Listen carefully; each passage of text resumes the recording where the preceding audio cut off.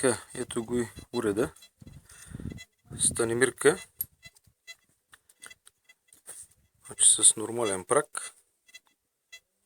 Значи ето може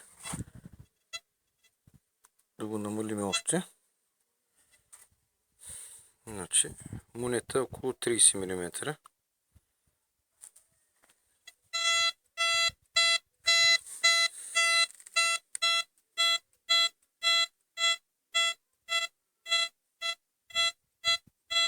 Значи това е на фон около 50 см въздушно.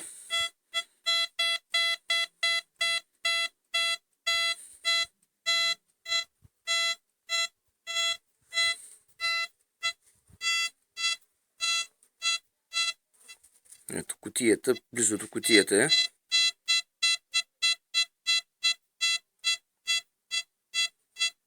Даже още нагоре може, но трябва малко по-бързичко.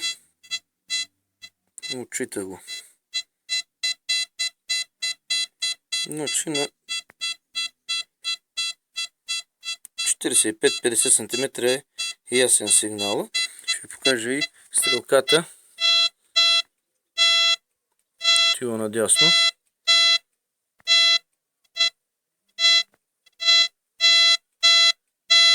Така.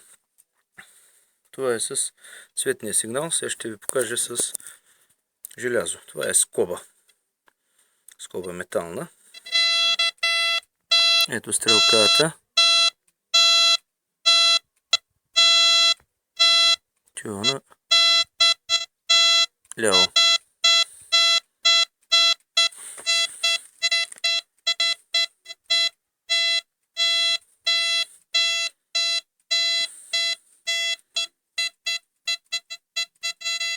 Това е на общ режим. Сега ще го служим за двутоналното. Скобата.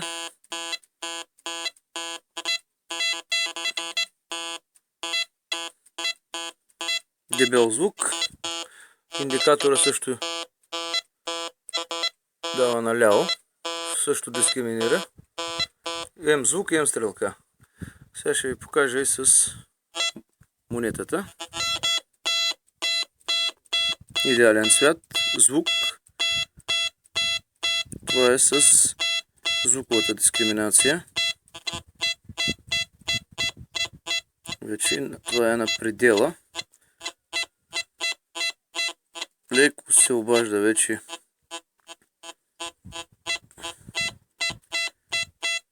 Нали, не може да го дискриминира в дълбочина. Но това са някъде около. Значи категорично 40 сантима, 42, 3 даже.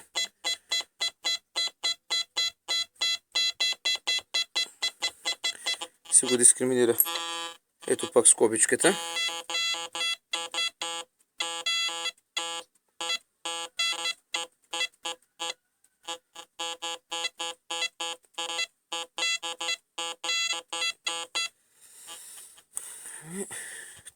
Това е общо взето уречето.